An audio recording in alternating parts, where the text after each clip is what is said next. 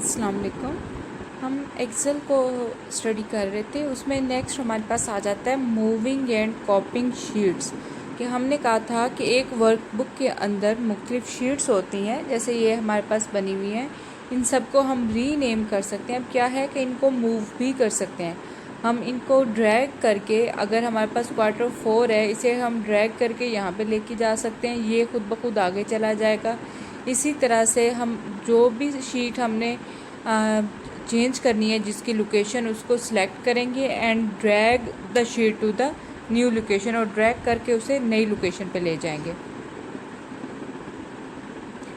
इसके बाद आ जाता है यूजिंग मूव और कॉपी डायलॉग बॉक्स। इसके ज़रिए हम क्या कर सकते हैं, कॉपी कर सकते हैं शीट को या मूव कर सकते हैं। तो इसमें क्या है, हमारे पास select sheet tab for the sheet tab करें शीट के लिए, मूव और कॉपी शीट उसमें सेलेक्ट करें, और इससे हमारे पास वो वाली शीट जो है, अगर हम उसे कॉपी करना चाहते हैं कॉपी हो जाएगी, मूव करना चाहते हैं तो मूव हो जाएगी। यहाँ पे हमारे पास जो है क्रिएट और कॉपी की भी ऑप्शन है, और इसके अलावा क्या है, सिर्फ हम शीट्स को आगे पीछे यहाँ पे मूव भी कर सकते हैं। नेक्स्ट आ जाता है selection in Excel. Selection is one of the most important actions in the Excel. हमने जब भी कोई भी डाटा एंटर करना है, कोई भी डाटा डिलीट करना है, कोई भी डाटा कॉपी करना है, उस पर किसी किस्म का भी फॉर्मेट अप्लाई करना है, तो पहले सेल्स क्या होंगे, सिलेक्ट होंगे कि जिनमें वो काम होगा।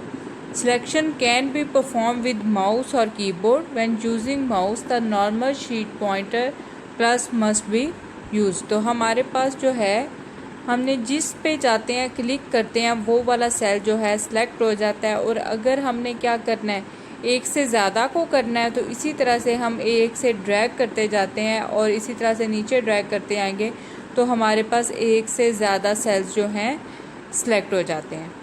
इसी तरह से अगर हमने नॉन एडजेसेंट करने हैं, कि हमारे पास अब वो साथ साथ नहीं है लेकिन तब भी उनको सिलेक्ट करना है, तो हमारे पास उसका क्या है, सेलेक्ट सेल्स फर्स्ट। हम क्या करेंगे, सेल्स को सिलेक्ट करेंगे, साथ में क्या करेंगे, कंट्रोल की प्रेस रखेंगे, और फिर कौन सा नेक्स्ट सेल करेंगे। फॉर एग्जांपल ए वाला हमने इकट्ठे ये हो ड्रैग एंड ड्रॉप करके ये यहाँ पे कर लिए, फिर हम क्या करेंगे, कंट्रोल की प्रेस करेंगे, और उसके बाद और वो प्रेस रखेंगे, और फिर बाकी लोकेशंस पे भी डाटा जो है वो सिलेक्ट कर सकते हैं। अगर पूरा कॉलम या पूरी रो सिलेक्ट करनी है, तो उसमें हम क्या करते हैं कि इस तरह से इसे सिलेक्ट कर लेते हैं पूरे को, या इस तरह से पूरी रो को सिलेक्ट कर लेते हैं।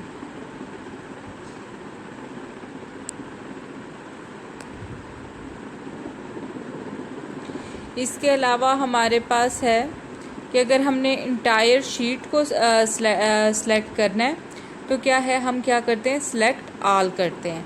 इसके अलावा हाईलाइटेड सिलेक्शन को अगर हमने क्लियर करना है, तो हम क्या करते हैं, सेल पे क्लिक करते हैं, और उससे वो क्या हो जाता है, उसकी सिलेक्शन ख़त्म हो जाती है। नेक्स्ट आ जाता है हमारे पास डिलीटिंग शीट्स। अगर हमने शीट किसी को डिलीट करना है, तो कैसे करते हैं, हम डिलीट को ऑप्शन चूज़ करते हैं और क्या कर देते हैं, डिलीट शीट। इसी तरह से इसमें अनडू और रीडू भी कर सकते हैं। अनडू क्या है कि जो हमने फंक्शन परफॉर्म किया है या किसी किस्म की भी चेंजेस की हैं, वो क्या हो जाएं, ख़त्म हो जाएं, वो डिलीट हो जाएं, वो कैंसिल हो जाएं, ठीक है। और रीडू होता है जो हमने अनडू किया है, जो हमने कैंसिल किया है, वो कैंसिल ना रहे बल्कि उनका दोबारा इफेक्ट आ जाए। The process of cancelling the effect of undone action is called redo. तो उसे हम क्या कहते हैं, रीडू। तो इसमें हम अनडू और रीडू कर सकते हैं, मल्टीपल टाइम्स कर सकते हैं, ठीक है। इसके अलावा हमारे पास क्या है, entering data in a cell, के हम डाटा कैसे एंटर करते हैं। हमें पता है कि इसमें बेसिक यूनिट जो है वो क्या है, सेल है। यूज़र जो है वो अपना डाटा सिंपली टाइपिंग से, कीबोर्ड से एंटर कर सकता है जब सेल सिलेक्ट होगा। तो इसमें क्या है, सबसे पहले सेल को सिलेक्ट करेंगे, फिर डाटा को टाइप करेंगे, फिर एंटर प्रेस कर देंगे। अब MS एक्सेल जो है वो डिफरेंट टाइप्स देता है डाटा की। एक आ जाता है हमारे पास टेक्स्ट। टेक्स्ट में क्या है, the text entries include any letter, number and symbols a single cell can hold up to 32,000 characters at text. तो अगर हमने सेल की डाटा टाइप जो है वो सिलेक्ट की हुई है टेक्स्ट, तो उसमें हम किसी किस्म के लेटर्स, नंबर्स, सिंबल्स दे सकते हैं और कहाँ तक दे सकते हैं 32,000 तक। इसके अलावा आ जाता है हमारे पास values. Values are usually numeric entries and used in calculation on the sheets. और अगर हमारे पास उनकी वैल्यू यूज़ करनी है न्यूमेरिक के लिहाज से, तो वो आ जाती हैं। और ये मोस्टली कौन सी हैं? जिनमें कैलकुलेशन करनी होती है। Number can be formatted to appear in different ways. इसमें स्पेशल वे में हम नंबर्स कर सकते हैं। फॉर एग्ज़ाम्पल हमारे पास है 4 लाख, तो उसको हम इस तरह से लिख रहे हैं। ये इसके अलावा किसी और नोटेशन में लिख रहे हैं, तो ये सारे किस में आ जाते हैं? वैल्यूज़ में। दे कैन अपेयर विद और विदाउट करेंसी सिंबल और with as many decimal places as required. Number that contain too many digits for the width of column are displays as hash symbols. The number display correctly when the column is wide enough. अगर हमारे पास ये वाला for example number है और column की width जो है वो कम है, तो इसकी जगह हमारे पास स्मॉल क्या है? हैशेस नज़र आएगा। जब हम कॉलम की विड्थ ज़्यादा करेंगे फिर हमारे पास नंबर ज़ाहिर होगा। और इसके अलावा हम इसके साथ फॉर एग्जांपल हमने वैल्यूज़ जो देनी है वो परसेंटेज है किसी किस्म की, तो हम साथ में परसेंटेज ऐड कर सकते हैं। इसी तरह से अगर वो करेंसी है तो हम उसके साथ क्या है? करेंसी के लिए अल्फ़ाबेट्स लगा सकते हैं। इसी तरह से एक और डाटा टाइप है हमारे पास dates. Dates are the value that can be used in calculation to create new dates और कैलकुलेट टाइम इंटरवल्स। जो हमने टाइम के लिहाज से डाटा की प्रोसेसिंग करनी है, वहाँ पे जो है हम डाटा टाइप डेट्स यूज़ कर रहे होते हैं ताकि हमें नेक्स्ट डेट का पता चल सके। हमने किसी किस्म का टाइम इंटरवल कैलकुलेट करना है तो वो आ जाएगा इस तरह से। नेक्स्ट क्या है हमारे पास? Formulas. Formulas are the instruction that perform the calculation on the sheet. और फार्मूला किस तरह का डाटा है? जो किसी किस्म की कैलकुलेशन कर रहा होता है। फॉर एग्जांपल हमारे पास प्लस है वो ऐड कर रहा है, इसी तरह से सम है वो टोटल ऑफ वैल्यूज़ है, एवरेज है एवरेज ऑफ वैल्यूज़। और इसमें तमाम के तमाम जो फार्मूलाज हैं वो हमेशा इज़ इक्वल टू से स्टार्ट होते हैं। इज़ इक्वल टू के बाद हम जो ऑलरेडी बिल्ट इन फार्मूलाज हैं वहाँ से भी फार्मूलाज लगा सकते हैं। इसके अलावा ख़ुद से भी बना के फार्मूला यूज़ कर सकते हैं। नेक्स्ट आ जाता है fill handle. Fill handle is a time saving tool. It can automatically fill in a column series of words, number, patterns and formulas. Auto fill के ज़रिए हम क्या फिल हैंडल में क्या होता है? ऑटो फिल हो रहा होता है। और ऑटो फिल से क्या होता है? डाटा एंट्री फास्ट हो जाती है। हमने जब कोई चीज़ सीरीज़ आ रही है, फॉर एग्ज़ाम्पल हमारे पास वीक के डेज़ ही हैं, हमारे पास शुरू में आ रहा है मंडे, हम इससे ड्रैग करके इसे नीचे लेके जाएंगे तो ऑटो फिल जो है वो खुद ब खुद ट्यूसडे, वेडनेसडे, थर्सडे इस तरह से उसकी फिलिंग करता जाएगा। तो ये हमारे पास किस लिहाज से है? फिल हैंडल के लिहाज से है। फॉर एग्जांपल इसमें उन्होंने एग्जांपल दी हुई है कि जनवरी, हमारे पास शुरू में जनवरी है, हम ड्रैग करते हैं फेबररी, मार्च वगैरह, ये जो तमाम हैं ये खुद ही हमारे पास इसमें एंटर हो जाती हैं। नेक्स्ट है एडिटिंग डाटा, कि जो हमने डाटा एंटर कर दिया है उसे एडिट किस तरह से करना है। ऑलरेडी जो हमारे पास डाटा है तो उसमें एडिटिंग में भी सबसे पहले हम क्या करेंगे? जिस सेल का डाटा एडिट करना है हम पहले उसे सिलेक्ट करेंगे, ठीक है। जब उसे कर लेंगे फिर उसमें जो भी चेंजेस करनी है उसके कंटेंट में करनी है, उसके फार्मूला में करनी है, जिस तरह से भी चेंजेस करनी है हम उसमें कर सकते हैं। इसी तरह से हम सेल के कंटेंट को डिलीट या बैक स्पेस से भी ख़त्म कर सकते हैं।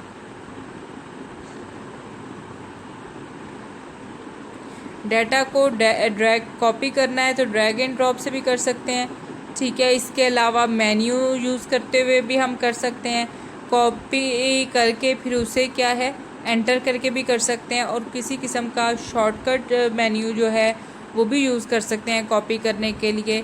इसके अलावा हमारे पास क्या है? मूविंग सेल कंटेंट, के हमने एक जगह से सेल कंटेंट्स को दूसरी जगह लेके जाना है, तो इसमें भी एक तो हम क्या कर सकते हैं? ड्रैग एंड ड्रॉप के ज़रिए कर सकते हैं। दूसरा क्या है? हमारे पास शॉर्टकट जो मेन्यू मौजूद है उसमें हमारे पास मौजूद है कि हम किस तरह से एक जगह से दूसरी जगह पे डाटा को लेके जाएं उसके ज़रिए कर सकते हैं, या एडिट मेन्यू के ज़रिए हम कर सकते हैं। एक जगह से हम कट करेंगे और दूसरी जगह पे क्या कर देंगे, पेस्ट कर देंगे। नेक्स्ट हमारे पास कौन सा है, फाइंड और रिप्लेस। तो फाइंड का फीचर क्या करता है कि पूरी शीट में जो है हमारे पास कोई भी इंफॉर्मेशन जो हमने फाइंड करनी है उसको सर्च करता है। और रिप्लेस क्या करता है, उसकी जगह पे अगर हम कोई और वैल्यू करना चाहते हैं तो वो वहाँ पे वो वाली वैल्यू कर देता है। फॉर एग्ज़ाम्पल हमने कहीं पे कोई स्पेलिंग मिस्टेक कर दी थी या जो वैल्यू कोई एंटर की थी वो ठीक नहीं थी, तो हम उसे फाइंड करेंगे और फिर उसे क्या कर देंगे, रिप्लेस कर देंगे।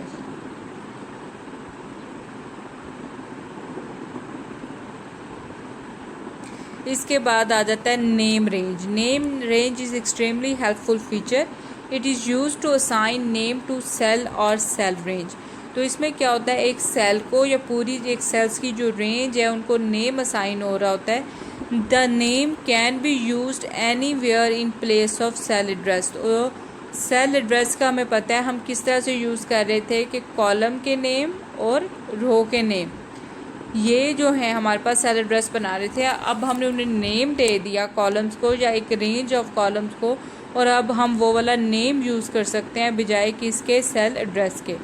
तो इसमें इसकी एडवांटेज हमारे पास क्या होगी कि सेल एड्रेसेस जो हैं उनको थोड़ा याद रखना मुश्किल हो जाता है, नेम जो हैं वो ईज़ियर हैं। डॉक्यूमेंटेशन में भी जो है हम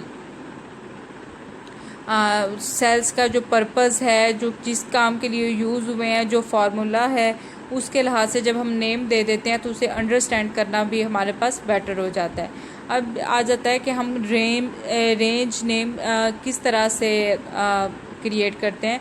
तो हम डाटा को सिलेक्ट करते हैं, जो वो सारा डाटा जो रेंज में इंक्लूडेड है, फिर क्या सिलेक्ट करते हैं नेम और उसमें करते हैं डिफ़ाइन फ्रॉम इंसर्ट मेन्यू। ठीक है, तो हम इंसर्ट मेन्यू में से नेम और फिर उसमें से डिफ़ाइन सेलेक्ट करते हैं, या क्या करते हैं Ctrl+F3, उससे हमारे पास डिफ़ाइन नेम का डायलॉग बॉक्स अपेयर हो जाता है, जिसमें हम क्या कर सकते हैं, उसका कोई भी नेम दे सकते हैं। इसी तरह से हम मज़ीद क्या कर सकते हैं, ऐड कर सकते हैं, पहले वालों को डिलीट कर सकते हैं। इस सारी तरह से हम रेंज नेम्स को मेंटेन कर सकते हैं।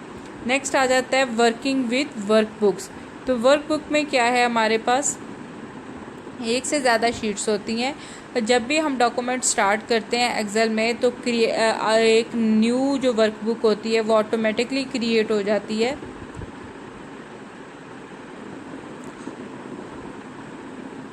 उसको हम फिर क्या कर देते हैं, सेव कर देते हैं। इसी तरह से अगर न्यू वर्कबुक हमने सेव करनी हो तो सेव करते हैं, अगर एग्जिस्टिंग को करनी हो तो हम सेव एज़ करते हैं। अगर हमने उसकी लोकेशन चेंज करनी हो तो फिर हम क्या है, सेव एज़ करते हुए उसकी लोकेशन भी चेंज कर देते हैं। ओपनिंग और क्लोजिंग फाइल्स। तो हमारे पास जो भी फाइल्स हैं जो स्टोर हुई हैं डिस्क से हम पे हैं या मेमोरी में, हम उनको ओपन किस तरह से करते हैं, हम स्टार्ट करते हैं, डॉक्यूमेंट को सिलेक्ट करते हैं, उससे वो क्या हो जाता है, ओपन हो जाता है। इसी तरह से हमारे पास अगर एक्सेल के ज़रिए करते हैं तो तब भी क्या है, हम फाइल पे क्लिक करते हैं, वहाँ से जाके क्या करते हैं, ओपन करते हैं और जो हमें फ़ाइल चाहिए उसको ओपन कर लेते हैं। इसमें नेक्स्ट आ जाता है प्रिंटिंग। इसमें भी प्रिंटिंग का प्रीव्यू होता है कि प्रिंटिंग जिससे हम चेक कर सकते हैं कि हमारे पास जब प्रिंट हुआ पेज आएगा वो किस तरह से आएगा।